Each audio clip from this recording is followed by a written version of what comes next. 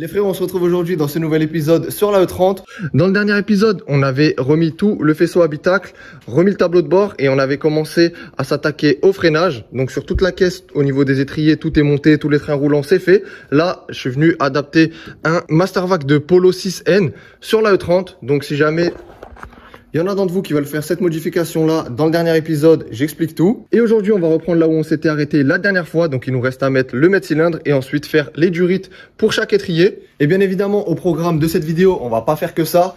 Normalement, si tout se passe comme je l'espère, à la fin de la vidéo, le M54 est censé être dans la E30. On va enfin pouvoir l'enlever du support, pouvoir mettre aussi la boîte de vitesse qu'on est allé récupérer dans le dernier épisode. Donc bien sûr, on va lui faire un bon nettoyage, une bonne vidange. Et si on veut que ça fonctionne correctement, on va quand même falloir mettre un embrayage, un volant moteur. Sinon, ça va être un petit peu compliqué. Donc ce colis, on va enfin pouvoir l'ouvrir correctement après 6 mois qu'il squatte ici. Donc là, c'est le petit embrayage. En dessous, on a le volant moteur avec tout ce qu'il faut. En tout cas, le mètre-cylindre qu'on attendait la dernière fois et qui est arrivé tout à la fin de la vidéo, il est là. Donc on va en profiter pour faire un bon nettoyage. Et d'ailleurs, vu que j'ai pas toutes les pièces, aujourd'hui, ça va être full nettoyage. On va pouvoir nettoyer le bocal. J'ai voulu en acheter un en neuf. Malheureusement, j'en ai trouvé nulle part. Je pense qu'une fois nettoyé, il va quand même rendre assez bien.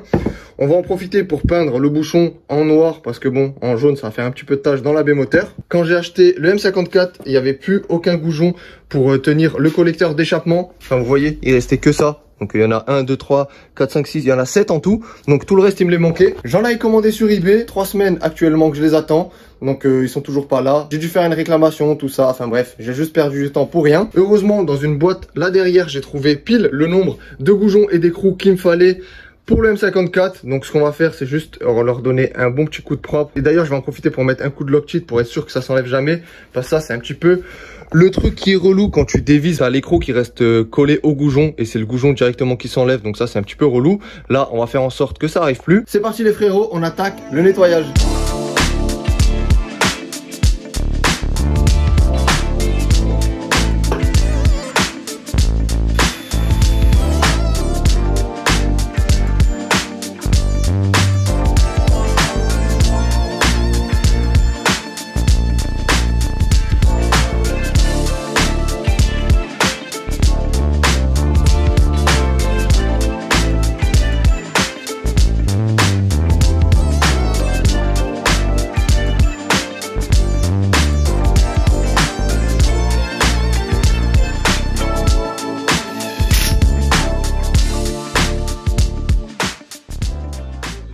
L'après-midi est quasiment fini. J'ai pas eu le temps de faire tout ce que je voulais. J'ai même pas encore recommencé la boîte, mais je me suis avancé sur d'autres choses. Comme vous avez pu voir, j'ai mis tous les goujons pour le collecteur d'échappement. Il y en a juste un seul là que j'ai pas pu mettre parce que j'arrivais pas à sortir l'écrou qui était dessus. Donc il va juste falloir que j'en trouve un. Et là, ce qui était pas prévu que je fasse tout de suite, mais de toute façon on devait le faire dans la vidéo, c'est nettoyer les collecteurs. Donc au moins là c'est fait.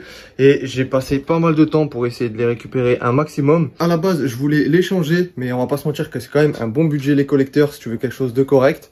Donc j'ai préféré garder ceux que j'avais montés sur mon M50, vu que de toute façon j'en ai acheté d'autres pour la E36. La seule différence qu'on a au niveau des collecteurs des M50 par rapport à ceux des M54, c'est au niveau de la taille des tuyaux ici. En sortie de culasse, on a un diamètre qui est plus petit que les collecteurs de M50. Normalement, c'est pas censé poser problème. Le seul souci normalement que je peux rencontrer, c'est juste une fuite au niveau des collecteurs. J'espère qu'il y aura pas ça. Mais par contre, à l'inverse, si maintenant on avait le diamètre en sortie de culasse qui était plus grand et mon collecteur qui était plus petit, là, on aurait eu un gros souci. Parce que dans ce sens-là, ce qui se passe, c'est que tu viens freiner tes gaz d'échappement qui, eux, veulent s'échapper. Et là, tu viens niquer tout ton moteur. Donc, heureusement, nous, c'est pas dans ce sens-là, donc on risque pas grand-chose. J'ai prévu d'amener ces collecteurs-là chez Victor, enfin, toute la caisse complète, pour qu'ils puissent me modifier les collecteurs. Parce que vous voyez, au niveau des fixations ici, j'ai une platine avec 3 fixations. De ce côté-là, il y en a que 2. Et c'est pas très pratique quand c'est sous la caisse et tout, c'est un petit peu relou. Et j'aimerais bien passer sur des V-bands. Parce que déjà, niveau étanchéité, bien de ouf, t'as pas besoin de mettre de joint ou quoi que ce soit. Et en plus de ça, au niveau pratique, c'est incroyable. T'as juste un collier, tu viens serrer quand il faut démonter ou quoi. C'est tueur. Après d'abord démarrer la voiture comme ça avant de la ramener chez Victor avec les collecteurs là comme ça posés. Et si tout ça, ça sera bon, bah je pourrais ramener la voiture chez Victor pour qu'il puisse faire tout ce que je viens de vous dire. J'ai aussi fixé comme il faut les 2 supports moteurs. Donc ça c'est bon aussi. Je vais me permettre une petite pause et ensuite je termine la journée avec le nettoyage de ce bocal.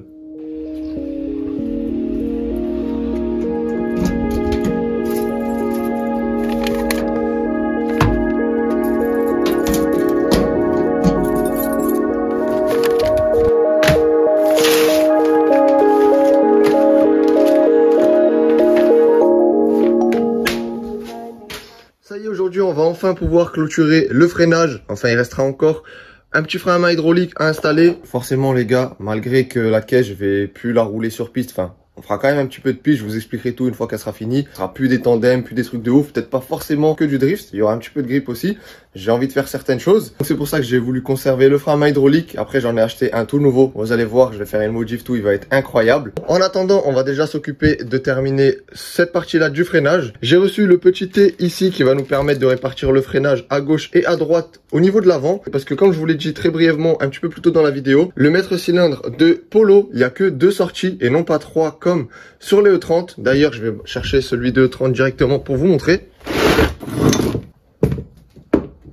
Juste ici, du coup, on a le maître cylindre de E30 et ça, c'est celui de Polo qu'on va venir installer.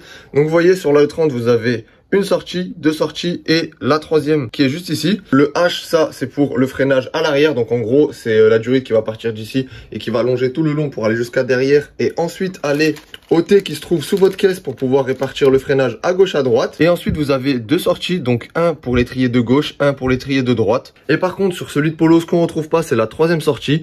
Donc, on va devoir faire le même système qu'on a à l'arrière sur la E30. Donc, mettre un petit T. Pour ça que j'en ai acheté un. Ensuite, on va répartir à gauche, à droite. Et c'est pour ça qu'aussi que je refais mes durites. Parce que vu qu'elles vont passer dans le T et non plus aller jusqu'à ici, ben, au niveau de la taille, ça aurait pas forcément correspondu comme il faut. Et surtout que moi, mes 2 durites, elles étaient grippées, c'était une misère. Enfin bref, je les avais démontées en dehors des vidéos et j'avais bien galéré. Donc du coup, nous, on va devoir tout faire partir d'ici. Donc première chose qu'on va commencer à faire, c'est remettre le maître cylindre. Enfin, remettre déjà le bocal que j'ai nettoyé. Donc j'ai fait vraiment mon maximum. Il est déjà beaucoup plus propre qu'avant. Et j'ai peint en noir le petit bouchon. C'est un peu relou parce que le bouchon du coup il a l'air vraiment tout neuf par rapport à ça. Ça on voit que c'est quand même un petit peu vieux, tu vois, malgré que je l'ai nettoyé. Si jamais il y en a d'entre vous qui savent où je peux acheter ce bocal en neuf, parce que je suis allé partout, nulle part j'en ai trouvé. Donc bon, on va mettre lui en attendant. Et au pire, si j'en trouve un neuf, c'est pas compliqué à changer. Bon, j'étais en train de monter le maître cylindre, donc ça c'est bon, c'est fait. Et je sais pas pourquoi, je suis allé de l'autre côté dans la voiture, j'ai appuyé sur la pédale. Et il y a un truc qui me paraissait un petit peu chelou, je vais vous montrer. C'est que en appuyant sur la pédale, on entend que voilà, on appuie sur tout ce qu'il faut, c'est bon. Mais par contre, il n'y a pas un bruit d'air comme il est censé avoir avec le Mastervac. Donc là, j'ai essayé sur mon ancien Mastervac de la E30, celui de la Twingo que je vous ai montré dans l'ancienne vidéo. Et tous, ils font un bruit d'air normal. Donc si je prends lui et que j'appuie comme ça, voilà le bruit que ça fait. On entend quand même qu'il se passe quelque chose. Je vais vous montrer avec celui de la E30. On entend bien quand même qu'il y a de l'air qui est comprimé. Je vais pas vous mentir que ça me fait méga chier, mais je crois que je vais le redémonter pour être sûr. Et si jamais j'en profite maintenant que je suis à l'intérieur là et que je vois ce fil, dans la dernière vidéo je vous avais dit que je comprenais pas d'où il sortait parce que j'avais marqué tous les fils avec du scotch et tout, donc normalement il n'était pas censé apparaître comme ça celui-là. Et en fait c'est juste que il est sorti de cette prise ici, donc il vient s'emboîter comme ça, tac. Là-bas dedans, je vais le remettre parce qu'en fait ce fil là c'est le fil pour le démarreur. Donc si ça c'est pas branché, la voiture elle va jamais démarrer. Là on est sous tableau de bord, donc la fiche que je vous ai montré juste avant là, celle-là. D'ailleurs, salut, moi je suis posé en Y. Le fil il vient de ce faisceau là comme ça, donc moi je vais le passer là. Et en fait il vient juste ici là, vous voyez, il y a ça ici là comme ça. Tac, et moi il faut que je le mette là dedans. Voilà, juste comme ça. Et tac, maintenant ma E30 est réparée et elle va démarrer. Et en face, vous êtes censé avoir ça. Un gros fil noir et un gros fil rouge. De toute façon, vous pouvez pas vous tromper. Donc c'est le gros fil rouge et noir, donc la prise rouge là comme ça. Au moins ce soir, comme moi, vous vous coucherez beaucoup moins con. Je sens en fait que tout ce que je fais là, c'est j'appuie sur le ressort, mais il n'y a pas d'air, il n'y a rien quoi. Ou alors est-ce que c'est ce joint qui est mort? Je sais pas quoi faire. Le problème, vu que aussi je viens de remarquer ça, ben là j'arrive pas à passer à autre chose. Genre je suis que focus là-dessus en mode vas-y, il faut que je règle ça d'abord. Donc je vais pas réussir à avancer sur autre chose. Je pense que je vais aller à la casse qui est pas loin de chez moi là, juste à côté. Et je vais voir s'ils en ont pas un autre Mastervac. Tant pis, j'en rachète un autre. Et au moins au pire sur place, je peux déjà appuyer dessus et voir s'il fonctionne correctement. Si j'entends qu'il y a de l'air, s'ils en ont un bien sûr, je le prends. Tant pis, on refait la modif et tout. Bah écoutez les frérots, je vais à la casse, je vais voir s'ils en ont un. Et je vous tiens au courant. J'ai un peu le seum. Un peu beaucoup. Bon, je viens de passer ma matinée à faire toutes les casses à proximité de chez moi, tout ça pour revenir bredouille parce que je suis choqué. Toutes, ils m'ont dit qu'en dessous de 2005, ils n'ont plus aucune pièce pour, en tout cas des polos. Donc bon, bah du coup je suis niqué. Sinon j'ai trouvé sur Ovoco, c'est une casse en ligne des pays de l'Est. Et bah, j'avais commandé justement le mètre-cylindre et le bocal sur Ovoco. C'est pas grave, on va quand même pouvoir continuer le freinage. Parce que du coup ce qu'on va faire, c'est que je vais quand même remettre celui que j'ai là en place. On va pouvoir regarder où on va fixer le T. Je pense qu'on va d'ailleurs du coup le fixer là derrière. D'ailleurs encore une fois, merci à Carparted. Parce que du coup bah il fait exactement le même swap comme vous savez dans sa E30. Donc du coup c'est un petit peu les mêmes modifs qu'on fait. Et chez lui son T il l'a mis ici. Il est caché, on le voit pas. Cette durite là elle sort direct ici. Et la durite qui vient de l'étrier là-bas, elle va passer ici tout le long. Et vu qu'elle ressort là derrière, bah, elle va pouvoir se mettre aussi là. Et du coup, on verra pas trop les durites, pas le T et tout. Ça va être vraiment propre. Donc du coup, on va faire ça comme ça. Let's go, je remets le Mastervac en place, juste avec une vis, histoire qu'il tienne. Je vais pas refixer tout le système derrière la pédale, vu que très certainement, bah, on va le changer. Et comme ça, au moins, on peut faire toutes les durites.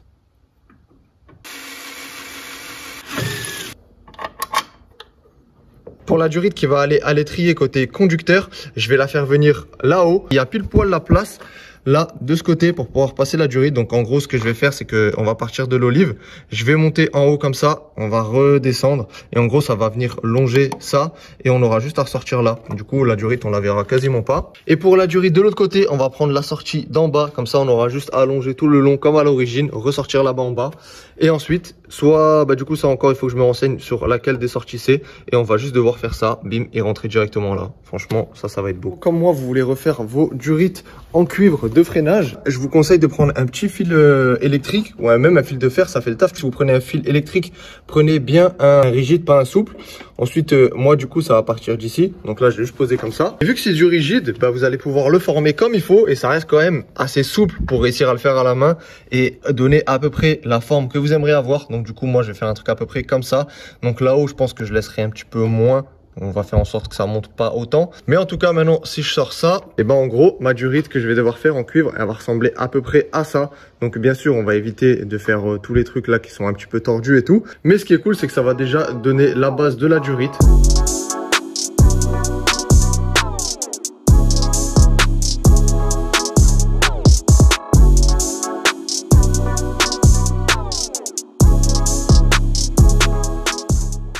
Ça y est, les deux durites sont en place. Il y a juste celle-ci qu'il faut que je termine. Donc du coup, je dois terminer l'embout là, vous voyez. J'ai pas fait ici, donc je vais le faire là dans quelques instants.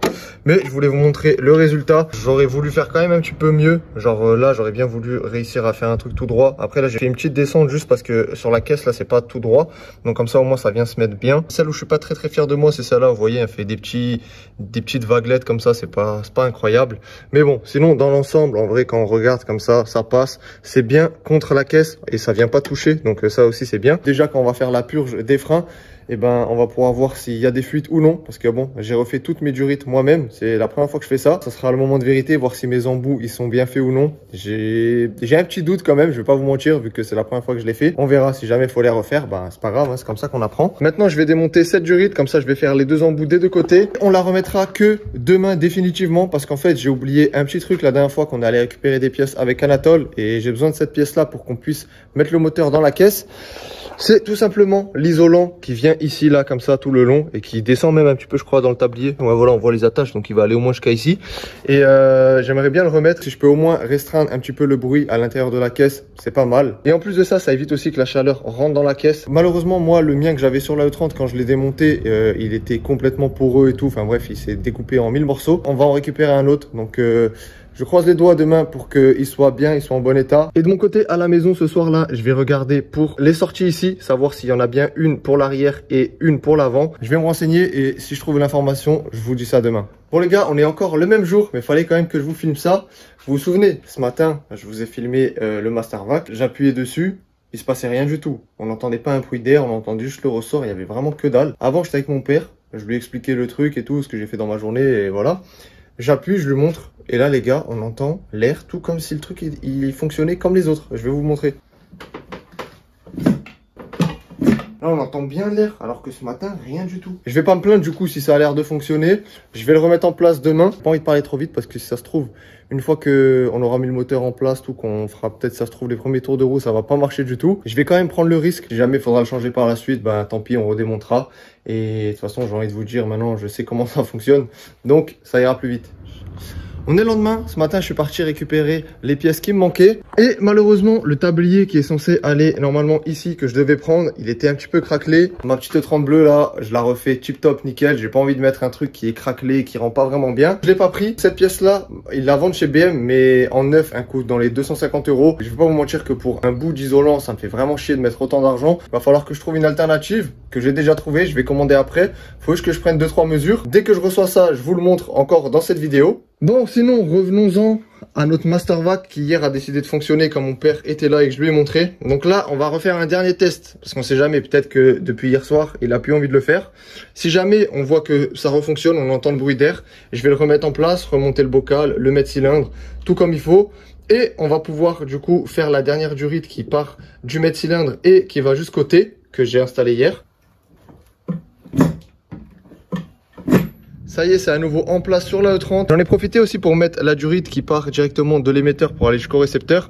Donc la partie rigide, je me suis pas amusé à la refaire parce qu'elle est encore en bon état, elle est juste un petit peu sale. Et hier soir, une fois à la maison, je me suis renseigné sur le mètre cylindre, voir s'il y avait bel et bien une sortie pour l'avant ou pour l'arrière. Parce que par exemple, si vous prenez celui de E30, vous avez une sortie avant et arrière parce que vous avez la répartition dans le mètre cylindre qui est avec un certain pourcentage, donc vous avez un pourcentage plus élevé à l'avant qu'à l'arrière, ce qui va faire que quand vous allez freiner normalement, vous n'allez pas forcément le sentir. Mais si maintenant vous êtes amené à faire un gros freinage, ça va venir d'abord bloquer les roues à l'avant et ensuite l'arrière. Si par exemple on inverse, si je mets les étriers avant sur la sortie arrière et inversement, ben, quand je vais venir freiner fort, je vais d'abord bloquer l'arrière, ensuite l'avant. Donc c'est pour ça que là, je veux vraiment essayer de trouver la bonne sortie. Après, il existe aussi des mètres cylindres où vous n'avez pas ce pourcentage là, où c'est 50-50. Et en plus de ça, ce mètre cylindre là, il est fait normalement pour l'ABS, donc du coup c'est possible que ça soit 50-50 parce que très souvent quand vous avez un ABS, c'est l'ABS lui qui va gérer le pourcentage qu'il envoie à gauche, à droite et à l'arrière. Mais en cherchant sur internet, j'ai pas trouvé énormément de choses. La seule chose que j'ai réussi à trouver, c'est cette pièce là que je vous affiche à l'écran.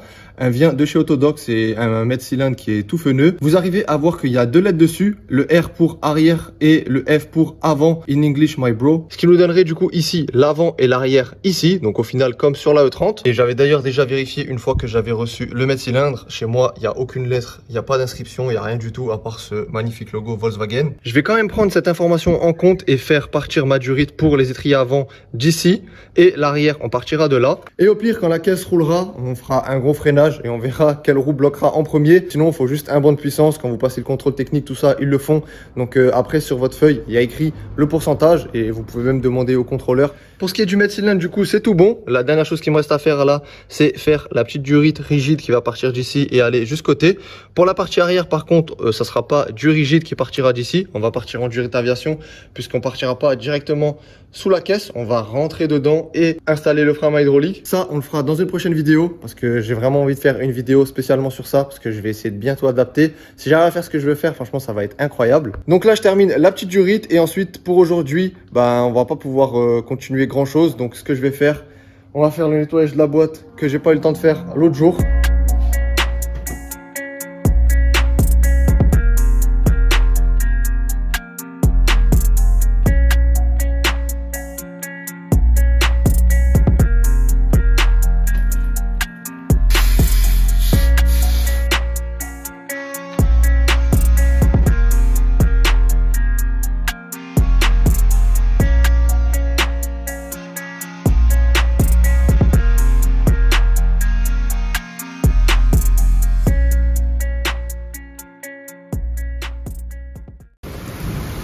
Bon, heureusement, j'ai eu le temps de finir la boîte juste à temps.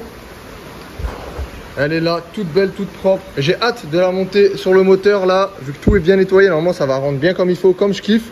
Pour vous montrer à quel point elle était vraiment sale de ouf. Hein. Ça se voit que ça vient d'un TDS. Hein. En tout cas, pour aujourd'hui, j'en ai fini. Je vais rentrer commander les mousses thermiques pour le tunnel de boîte. En attendant toutes les pièces, on peut quand même continuer d'avancer. Prochaine étape, là, ce que je vais faire, c'est que je vais enlever le moteur du support. On va pouvoir le mettre ici. Ensuite, prendre volant moteur, embrayage, tout ce qu'il faut et installer ça sur le moteur. Je vais rentrer, me reposer et on va revenir demain avec de la bonne énergie pour continuer tout ça. Petite pause aujourd'hui les frérots. On va profiter de cette chaleur pour aller se baigner enfin. Je crois que ça va être la première fois que je vais me baigner cette année. Pour ça, on va aller rejoindre Anatole et Justin. Ça fait longtemps en plus que je les ai pas vus, enfin surtout Justin. Justin, ça va faire facilement un mois là que je l'ai pas vu. Et vu que ça fait longtemps aussi qu'il n'est pas passé sur une des vidéos, je me suis dit autant vous emmener avec nous pour faire cette petite après-midi tranquille. Aujourd'hui, je vais prendre la petite E30.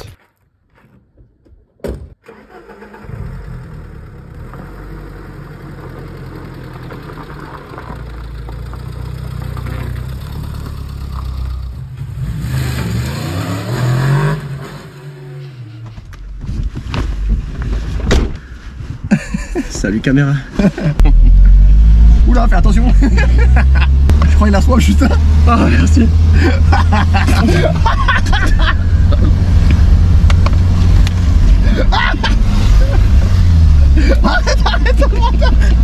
Là, je pense qu'il y a moyen, on va bien rigoler là. Malheureusement, Anatole, là, il a pas pu venir. Du coup, j'espère qu'il va nous rejoindre après. Anatole, on reviendra avec toi, t'inquiète pas. Voilà. Hop, hop, hop, oh, dis donc. Oh, dis donc.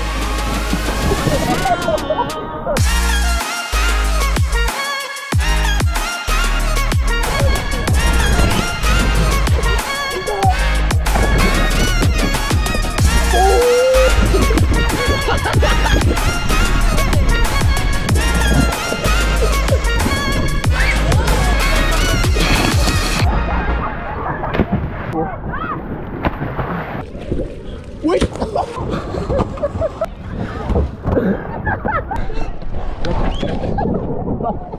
Il reste 5%. Nous, on va terminer ça tranquillement. On va se retrouver à la voiture, les frérots. Finalement, on se retrouve directement à la maison pour continuer.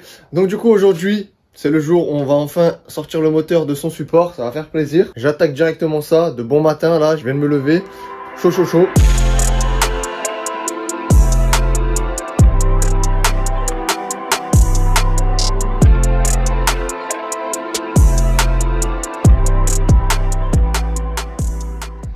Quel plaisir de voir le moteur se rapprocher de la E30 comme ça. Ah, on n'en est plus très loin les gars. Encore quelques petits efforts et il est dedans. Et maintenant, place à l'ouverture de ce colis qui nous vient tout droit des States. Le petit disque d'embrayage. Ensuite, je sors tout et après je vous montre exactement bien comme il faut. Voilà ce qui se cachait dans ce petit colis. Mon M54, il vient d'une boîte auto. J'avais pas d'embrayage, le volant moteur, du coup, il fallait aussi que j'en rachète un. Donc du coup, je suis parti sur la marque Clutch Max. Donc c'est exactement la même marque que j'ai sur ma E36 pour le drift. La seule différence entre le kit que j'ai actuellement sur la E36 et le kit que là, on va monter sur la E30, c'est le disque d'embrayage et le mécanisme. Sur la E36, j'ai un kit d'embrayage renforcé stage 2 ou 3 et l'embrayage, c'est un 6 patins. Là, pour la E30, j'ai préféré prendre un disque normal, plein, pour que ça soit beaucoup plus fluide et moins relou parce que le 6 patins, si vous roulez avec tous les jours, c'est vraiment relou à la pédale. À chaque fois que vous démarrez en première et tout, ça saccade, c'est pas fluide. Donc pour la E30, je préférais prendre ça, comme ça au moins là ça va être nickel. Et aussi surtout, j'ai pas voulu prendre un truc stage 2 ou 3 pour que l'embrayage il reste quand même assez mou, que ça soit pas un truc hyper dur. Là, il me semble que c'est quand même stage 1 apparemment. Ça restera, je pense, un petit peu plus costaud que l'origine, mais ça restera nickel à la sensation de la pédale. Et par contre, pour le volant moteur, on a exactement la même chose que sur la E36, un volant moteur allégé. D'origine sur E36, en tout cas, il fait 11 ou 12 kg et celui-là, il doit faire 6 ou 7. Faudrait que je vérifie de nouveau sur le site vu que ça fait un petit moment que je l'ai acheté. Surtout qu'en plus, il me semble que sur les M54 d'origine, c'est un bimasse. Donc là, on passe sur un monomasse. Donc dans tous les cas, ça sera encore plus léger que l'origine. Et ce que je trouve vraiment incroyable, les gars, aux States, c'est que vraiment, eux, ils sont trop dans le turfu par rapport à nous. Tout ce kit-là, qui comprend du coup tout le mécanisme d'embrayage, le disque, le volant moteur, il vous donne avec les vis pour le volant moteur, 2 centreurs, 2 roulements pilotes, la butée d'embrayage, tout ça pour la maudite somme de 420 € livré à la maison. Et même en payant 100 balles de livraison, ça reste encore plus que moitié prix de ce qui se fait en France. Donc franchement, moi je trouve ça fou quand même. La seule chose que je pourrais reprocher à ce kit, entre guillemets, c'est que je viens de m'apercevoir qu'il n'y a pas les vis pour fixer le mécanisme d'embrayage sur le volant moteur. Au vu du tarif et de tout ce qu'il donne avec, il donne quand même 2 centreurs. Certes, c'est du plastoc, mais il donne 2 centreurs. Il donne les 2 petits roulements. D'ailleurs, c'est très important vu que je passe d'une boîte auto à une boîte manuelle. Il faut savoir que sur un moteur boîte auto, vous n'avez pas le roulement qui est là-dedans. Donc, faut pas oublier de le mettre. Donc, moi, il va falloir que je regarde lequel c'est. Normalement, il me semble que c'est celui-là, si je raconte pas de conneries. On va vérifier ça. Ok, du coup, c'est bien celui-là qu'il va falloir mettre dedans. Et ça va juste ici. Comme ça, tac. Je vais pas le mettre maintenant parce que je vais quand même bien nettoyer et tout à l'intérieur pour être sûr que c'est nickel. Faut surtout pas oublier de le mettre parce que si vous le mettez pas, ce qui va se passer, c'est que quand vous allez mettre votre bois, tout va se mettre bien comme il faut. Mais au moment où vous allez vouloir passer une vitesse, et ben, vous allez lâcher l'embrayage, tout va être bien, parfait. Et vous allez vous apercevoir que, bizarrement, vos roues ne tournent pas. Il se passe rien au niveau de la transmission et ça sera juste à cause de ça. Et là, directement, ce que je vais faire, c'est que je vais essayer de trouver des vis. Je vais en profiter du coup pour en mettre des neufs parce que de toute façon, vu qu'avant c'était une boîte auto, j'ai pas ces vis là vu qu'il n'y avait pas ce mécanisme là sur le moteur. En attendant, ce que je vais faire, c'est que je vais remplacer ce joint spi là. Il a pas l'air de faire trop la gueule, il pourrait encore tenir, mais bon, si déjà on est là, autant le faire. Si jamais je les ai que demain ou lundi, c'est pas grave pour vous, ça change rien, on installe tout maintenant.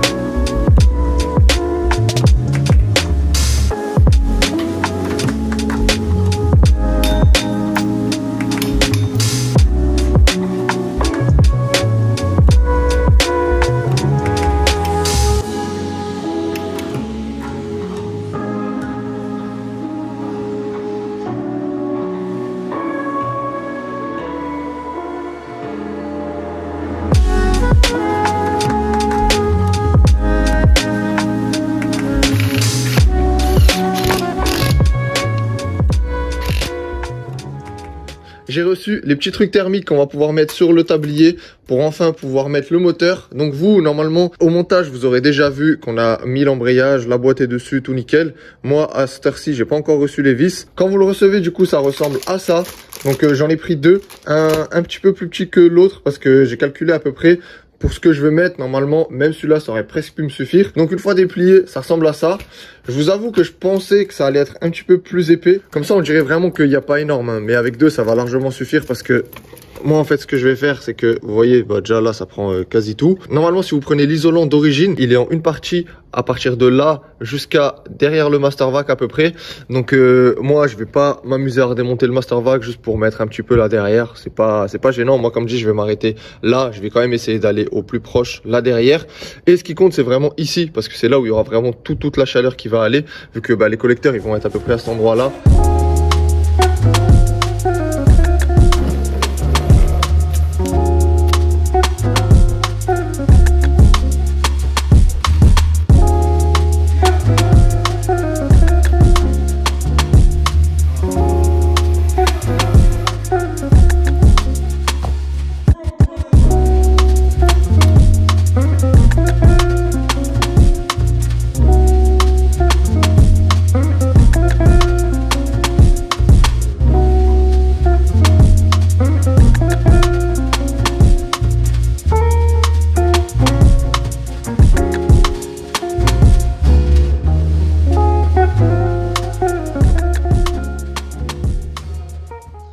Ça y est, le M54 est dans la E30. Ah, comment ça fait plaisir les gars de voir ça. Et c'est fou comment les caches culbuteurs en plastique, ça rend directement bien quand c'est posé dans la caisse, vu que bah ça prend quand même un petit peu moins un coup de vieux que par exemple bah, sur les M50, quand la peinture elle se barre un petit peu de partout, ça fait direct moins propre. Là en plastoc comme ça, ah, comment c'est propre de fou. Et avant que Justin parte, on a essayé de mettre l'admission en place. Donc là, elle est quasiment en place. Il manque pas grand chose. Faudrait qu'un descende encore peut-être de ça pour être vraiment à fond en bas. Mais moi, je voulais surtout vérifier au niveau du Mastervac. Donc, si j'essaye de l'appuyer un petit peu, je peux pas trop parce qu'il y a une petite patte de fixation en bas qui est pas super bien mise. Mais regardez, au niveau de l'écart là, ça passe tranquillement. Une fois qu'elle sera full tout en bas, je pense qu'il restera ça entre le Mastervac et l'admission. Donc, c'est nickel, c'est tip top. Et le seul petit problème qu'on a rencontré là avec Justin, c'est que quand on a mis en place, il y avait le bocal de polo qui était posé comme ça. Et vous voyez, en fait, il vient toucher cette durite là. Donc, il va falloir que je trouve une solution pour ça. Je sais pas si cette durite là, je vais pouvoir l'incliner un petit peu pour peut-être essayer de gratter ce qui manque pour passer le bocal. Donc bon, au pire ça c'est pas trop grave, on verra ça par la suite. Je vais enlever l'admission, je vais vous montrer le petit isolant que j'ai mis, à quoi il ressemble. De toute façon vous avez vu dans les images d'avant. Je suis super content du résultat. En tout cas, ça rend super bien, ça fait propre à mort. En plus, vu que c'est couleur alu avec la couleur de ma E30, ça va quand même assez bien. C'est pas trop choquant non plus. Ou comme je vous l'avais dit, je me suis arrêté là le long, vu que pour moi là-bas, il n'y a pas forcément besoin. Il n'y a pas énormément de chaleur. Je suis descendu un petit peu le long du tunnel de boîte. Et j'ai continué du coup tout le long derrière le moteur là. Et par contre, du côté où il y a les collecteurs, c'est là où il va y avoir le plus de chaleur. Et contrairement à l'autre côté, je me suis pas arrêté là. Donc du coup, ça donnerait là ici.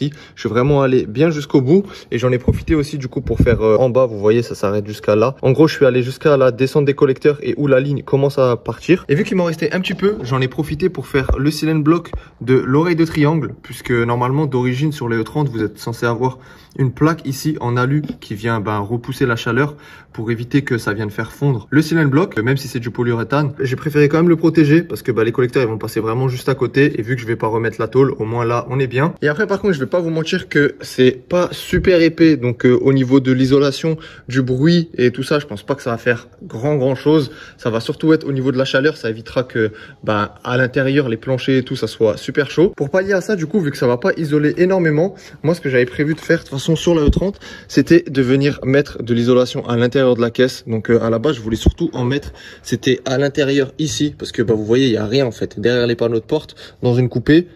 Vous êtes directement dehors, donc vous voyez la tôle qui est là, c'est celle-là que vous voyez là à l'intérieur. J'en ferai une vidéo complète, je verrai si je fais tout l'intérieur ou non, parce que c'est quand même un sacré coup, ça coûte quand même assez cher. Si je veux faire tout l'intérieur, je pense qu'il y a un bon billet qui va passer, donc je verrai. Et de toute façon, pour ça, j'ai encore le temps d'y réfléchir un petit peu. Maintenant, on va devoir passer aux choses sérieuses sur la M54, c'est-à-dire adapter tout le reste pour qu'on puisse le faire démarrer. Au moins maintenant, il est dedans, c'est déjà une belle avancée. On va pouvoir continuer, faire toutes les modifications qu'il y a à faire. Ça sera tout pour cet épisode. J'espère en tout cas qu'il vous aura plu. Pensez à mettre votre meilleur pouce bleu qui fait vraiment super plaisir et à vous abonner si ce n'est pas encore fait. Prenez soin de vous les frérots et je vous dis à très vite pour une nouvelle vidéo.